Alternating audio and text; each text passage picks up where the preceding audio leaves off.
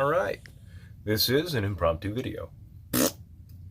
Kind of bored, figured I'd do one of these real quick and talk to people about Star Trek. Not about what's going on right now with Star Trek, not about the difference between the Kelvin timeline and the Prime timeline, none of that. CBS Viacom has combined, well, maybe a little bit of it. CBS Viacom has combined, so behind the scenes they're going to start pulling it all together, but what you need to know as a fan, as you're trying to put all these timelines together, well, these two timelines together, is that the Kelvin timeline, everything being produced by that particular company, those series of companies, is being done under a license where things have to be a certain percentage different than the Prime timeline, starting in 2009 with that remake, the Star Trek remake, well, soft reboot, whatever the technical. Whatever you want to call it, you call it that, you make yourself happy. The rest of us, we just don't care, okay? Do whatever you got to do in your own headcanon to make it work, because those are two separate timelines. They're two separate universes. It has to work that way, at least two. It has to work that way under the way the outside of the universe, the meta, is working. How behind the scenes, they're on a different contract. They can't be the same. It's got to be two different universes. So this is about lore inside. I'm not a Trekkie, to start off.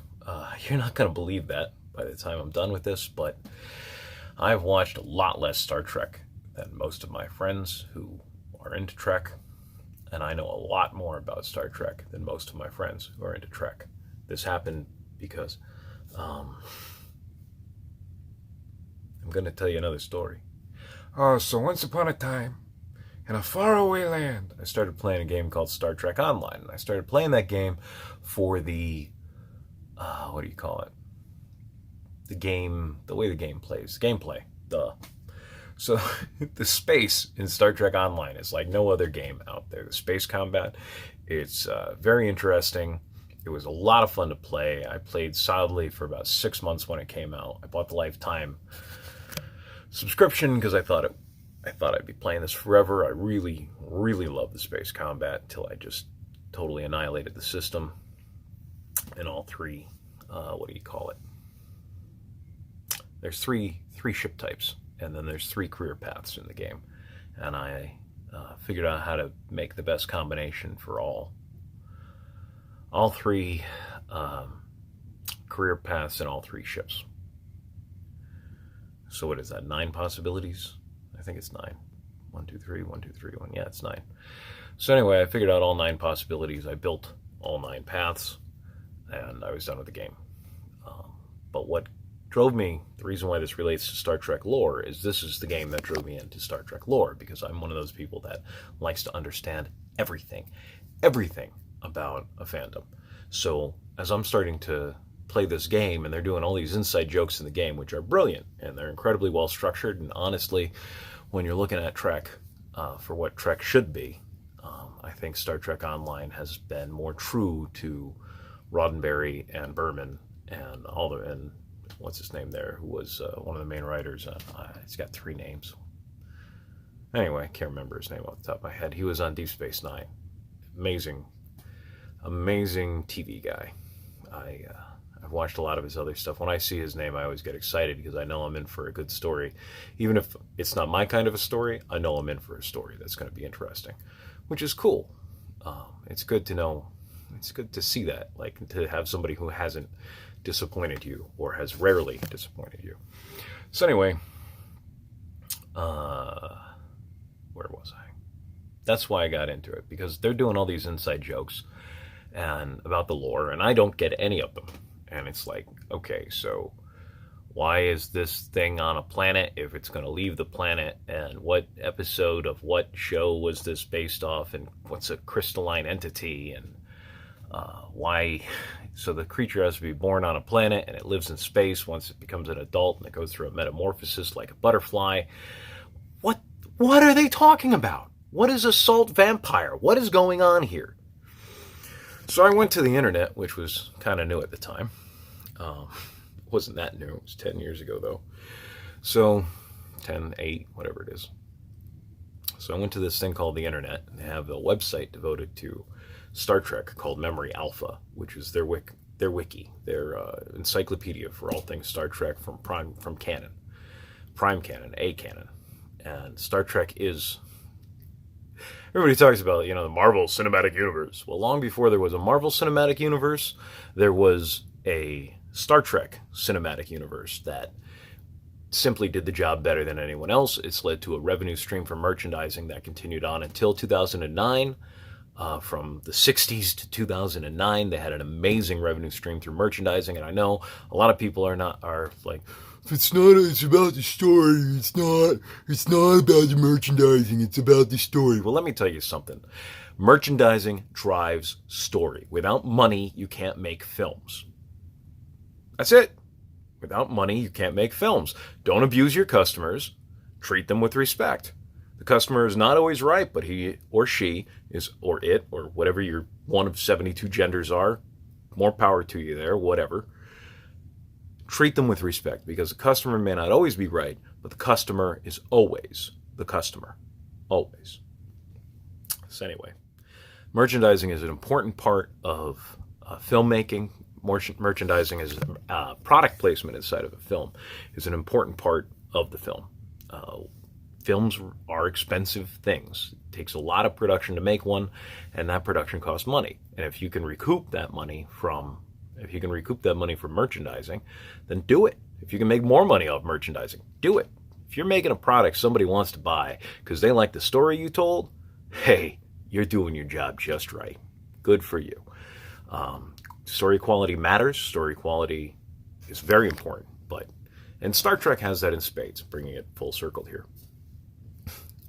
The canon, the continuity for prime Star Trek, for the movies and the TV shows up until 2009 is amazing. And there's two things I wanted to talk about. I'm already 7 minutes into the video and I haven't even gotten to that point. There's two things that are completely amazing about it. Oh, to finish my story, I went to Memory Alpha, read the whole website. I may have, except for some of the individual episode description, each page has its own. My cat is chasing something, and I hope whatever it is, he gets it. Except for some of those individual episode description pages, I've read at the time, back in 2010 or 12 or whenever it was that I did this, I read almost the entire Memory Alpha wiki. I needed to get all the jokes. Welcome to my weirdest compulsive behavior. I have to get the jokes. Anyway, I gotta get the references. I hate being left in the dark. So there we go. This is my table. Just picked it up from a buddy. He was getting rid of it. Well, a buddy's brother, I also know. I like that. Anyway, he was getting rid of the table, and I haven't found a place for it yet, so it's standing right here on the wall next to me. Hi, table. We got a lot of fun times planned for you. So anyway, two questions about Star Trek, two bits of lore that nobody wants to touch, and most people get wrong. One is the economy of Star Trek, of the Federation in particular, and two is how replicators work. Now, there's been some discrepancies with how replicators work inside of A canon, prime canon itself. And Star Trek has had so much canon for so long, they're the ones who came up with the terms with A canon, B canon, and C canon. So A canon for Star Trek are the films and the TV shows. B canon are the books. C canon is the comic books and other things written for kids. It's everything else.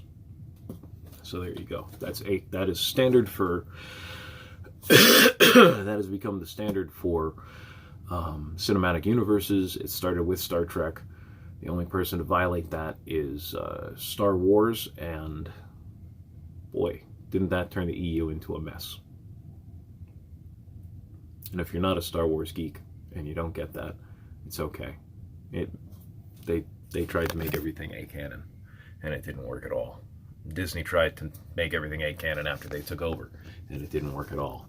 The level of control you need to make everything A canon is incredibly difficult. It's a really high level that they're setting themselves. They've set a goal, and I don't think when somebody sets a goal like that, I don't think they understand what it entails most of the time, because every bit of information, every story that comes out that you license has to be met with editorial control and approval.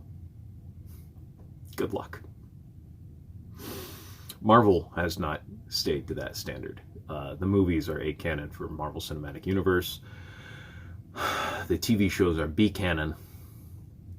Any books that come out is C canon. And the comic books nowadays, the comic books have always been D canon when dealing with the Marvel Cinematic Universe. Comic books can do whatever they want. No one cares. No one cares. And you can tell that with the sales right now. Ouch. That was a burn. Oh, burn! Anyway.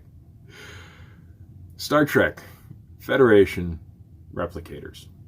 Replicators work by rearranging the atoms into different molecular configuration. Now, if you've got a background in chemistry, even not a very good background, you understood exactly what I said there. But for those of you whose days of thinking about chemistry are, 20 years in the past when you were in high school, 10 years in the past, whatever, 5 years, you didn't even think about it when you were in high school. You were like, I'm in high school, I'm gonna have fun, I like being in high school. Good for you.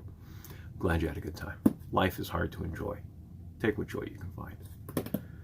That is not YOLO. That's just, life's a bitch and then you die. So anyway, I was in high school. I was having fun. So there's different. There's the periodic table of elements has the different atoms on it. Okay, you've got helium and hydrogen, oxygen, carbon, all that stuff. Iron, steel, for instance, is a combination. Is one of many different possible combinations of metallic bonds that include iron. So steel does not need anything else in it except for iron. Okay, it is an alloy. It is a combination of different elements. Molecules are combinations of different elements, of different atoms. The replicator cannot change one atom to another atom. What it does is it uses the bonds, because that would be delving into, for those of you nerds like myself who are listening, it would be changing the nuclear bond, the strong and weak nuclear bond. It would be a fusion of two atoms, or a fission of one atom into two atoms. It takes tons of energy, lots more energy than breaking molecular bonds. Bonds between atoms between molecules can change in nature. They will revert through entropy, which is just the name we have for the process, for the various processes. They will naturally revert to their least complex state, their simplest state. So we see this happening all the time. What a replicator does is it takes those atoms and reconfigures them into different molecular configurations. So when you say Earl Grey tea hot, Earl Grey, yeah, is that what it was? Earl Grey tea hot, hot, hot, prune juice, large. Then you got like a 12-ounce cup, and I'm like, that's a large? I see that, and I'm like, That's the small at McDonald's. 12 ounces? Come on. But that's America for you. I like the nice 48-ounce large at Burger King. Now that's a large. So anyway, you have vats of storage according to all the Star Trek schematics out there, you have vats of storage of molecules that the replicator can draw from. And they're stored on the ship. So when you say Earl Grey tea, hot, different carbon atoms come together to make an oxygen and hydrogen to make the Earl Grey tea.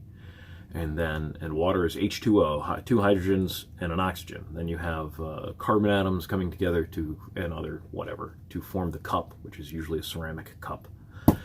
And that's what's going on. It's changing those base atoms it's using energy, electricity mostly, and probably in electromagnetic fields. We can't do this in real life, by the way, but we can see how it could be done in real life. It's theoretically possible. To rearrange those atoms into the formula that they are required to be at to become that item. So when you're done with it and you put your stuff back in the replicator, which they also talk about, all of those atoms are now broken down to their base molecules, base atoms. All those molecules are broken down to their base atoms, and they're kept in storage until someone else comes up to it and says, I don't know, surf and turf special, whatever. You can configure it into whatever bill you want. You can make weapons and toys out of, and whatever. You can make whatever the replicator is programmed to make. It can fit those, and it has those atoms available. That's the other part to it, is it has to have those atoms available. If you don't have the right atoms, the proper atoms, in the storage facilities, in the vats, basically, in your starship or wherever you're drawing your matter from for your replicator, if you don't have the available atoms, you can't turn them into the proper molecules. The reason why latinum is used as a form of currency for the galaxy, the known galaxy, is because it is a rare, it is a very rare atom. Because it's a rare atom, and I would guess, I'll speculate on that in a second, because it's a rare atom, it is not kept in the vats. That makes sense. Like you wouldn't keep uranium, for instance, in the vats. You would keep the atoms you actually use in the vats, tin and iron and copper and tungsten, maybe some. Oxygen, nitrogen, hydrogen, argon, helium, lots of hydrogen, tons of hydrogen, lots of oxygen, tons of oxygen, obviously. But these are the rarer elements aren't going to be in there in the standard replicator. The reason why latinum can't be replicated isn't because you couldn't theoretically do it. It has to be because the atom isn't available to be used. That particular element is not kept in the repository. Does that make sense? Now, there's times this was broken. The most obvious one is the self-replicating mines used to mine the wormhole in Deep Space Nine. It shouldn't work. With internal Star Trek lore, it should not work. But it was cool. It worked for the TV show. Nobody called them on it at the time enough to make a big stink about it. Most Trekkies don't realize that was an issue, but there you go. So this leads to the economy. Now, people will tell you that Star Trek has a communist or socialist economy. That's partially true. It is the Federation's economy, and I'm going to say this, and people are going to shake their heads and say, that's not true. I'll give you a few minor examples, and you'll say, well, maybe he's got a point. Star Trek economy is a very capitalist. The Federation economy is a capitalist economy with a guaranteed basic income. Let me say that again so the economics nerds who are listening to this, out of my 36 followers, thanks guys. Tell your friends.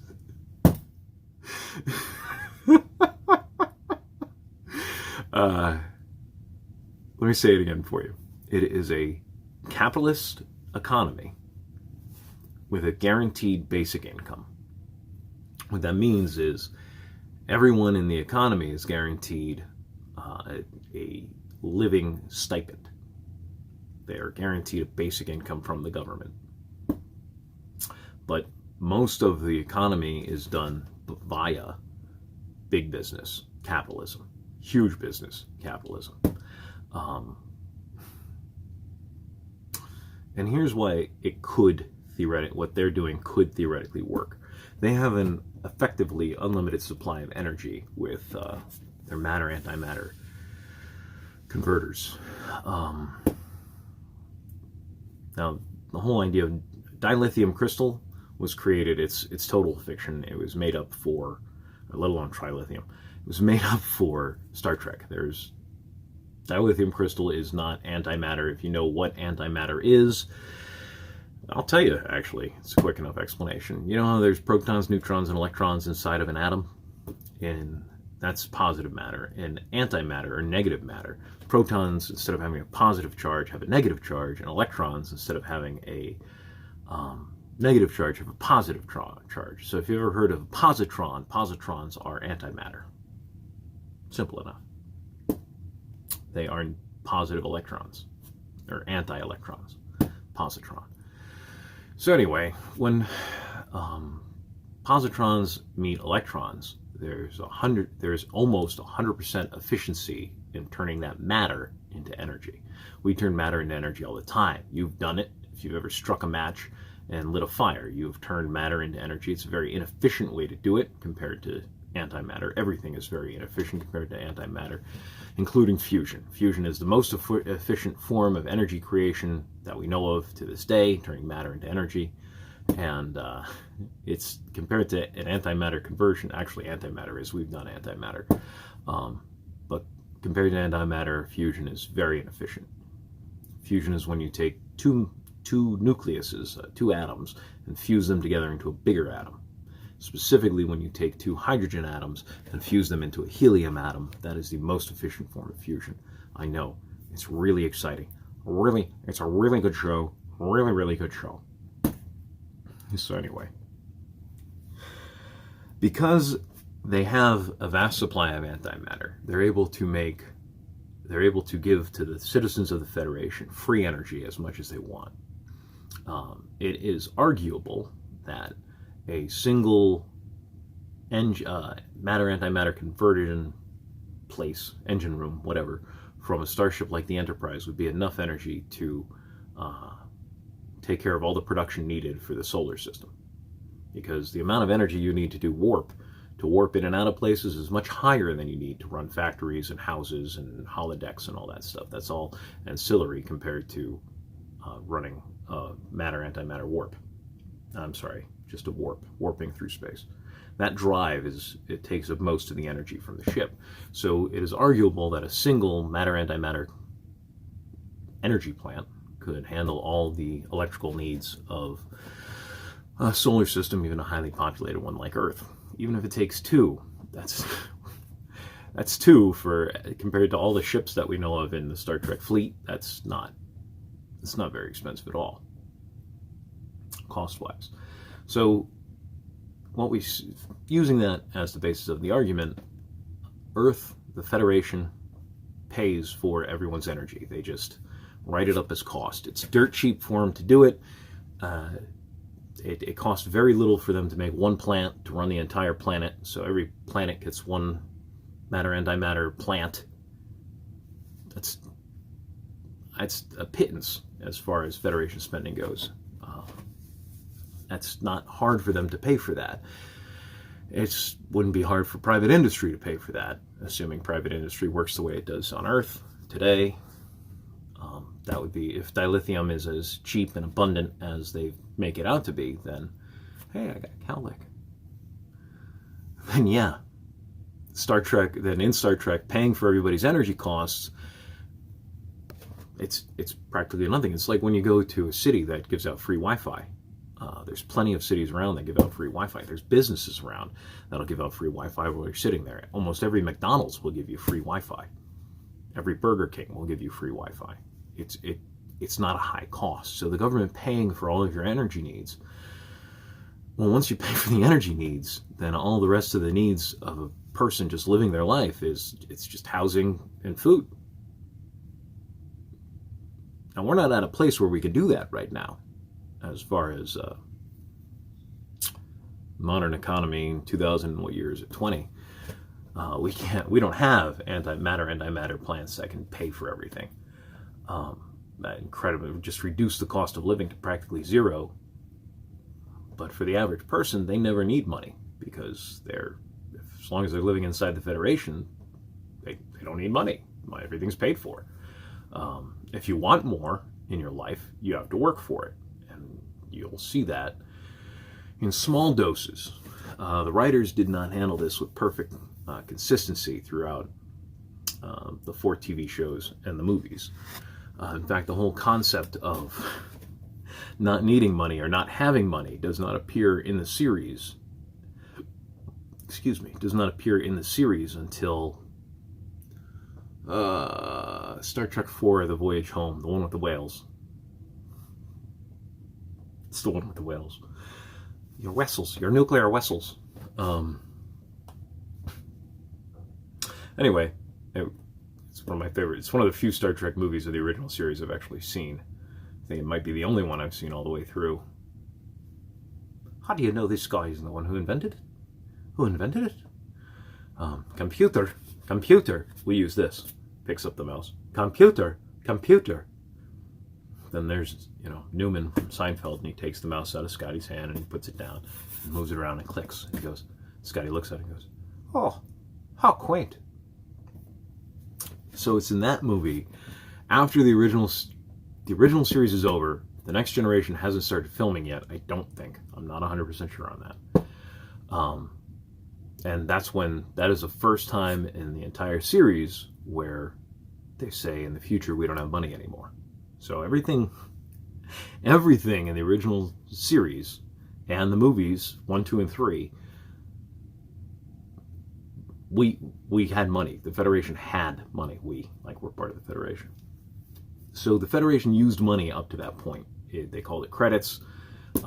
It's mentioned in passing. It turns out, you can ask anybody in the Navy, in the U.S. Navy, how much money they need while they're out underway or out to sea. And it's not a lot. The ship pays for all your food. You're sleeping on the ship. You need a little money when you get shore leave. That's it. So money didn't come up a lot in the original series.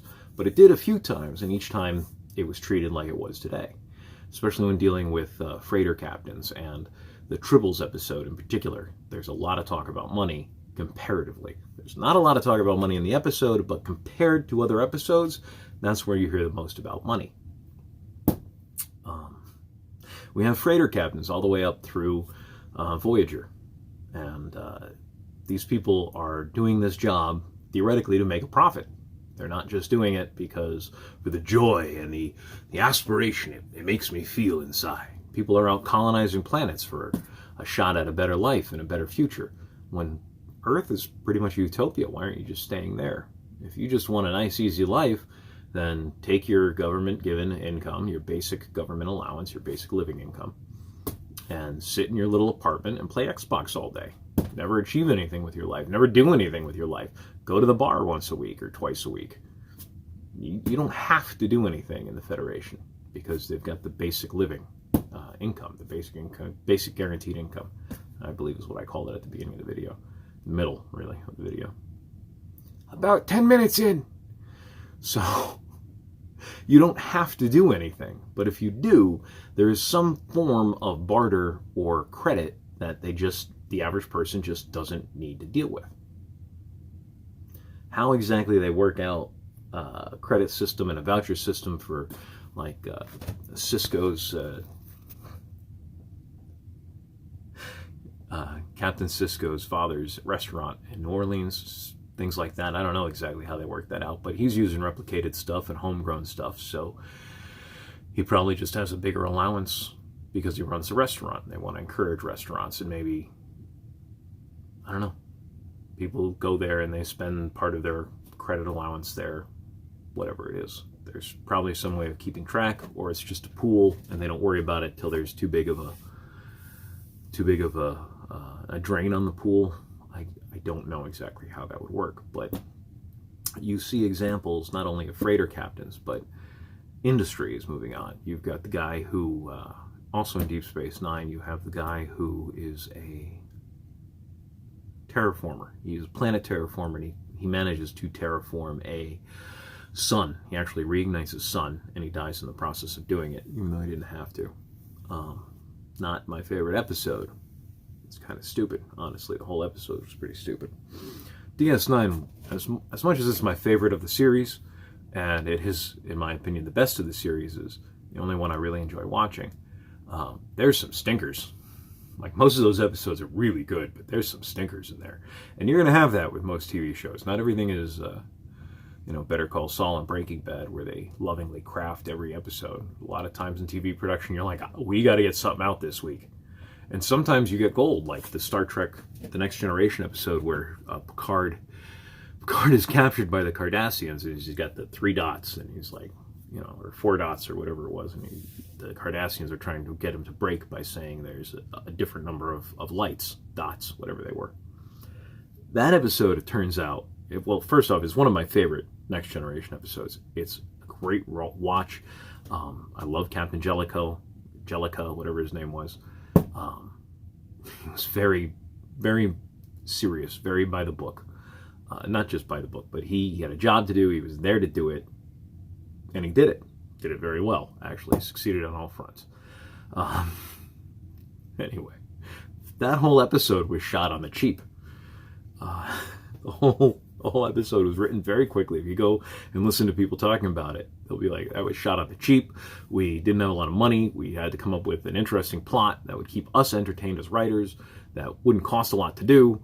And so that was one of their rush episodes, and it's one of the best episodes in The Next Generation, in my opinion, for what little that's worth. So there you go. Star Trek The Next Generation, Star Trek Deep Space Nine, Voyager, they all had stinkers here and there. Sometimes you just get some that clunks.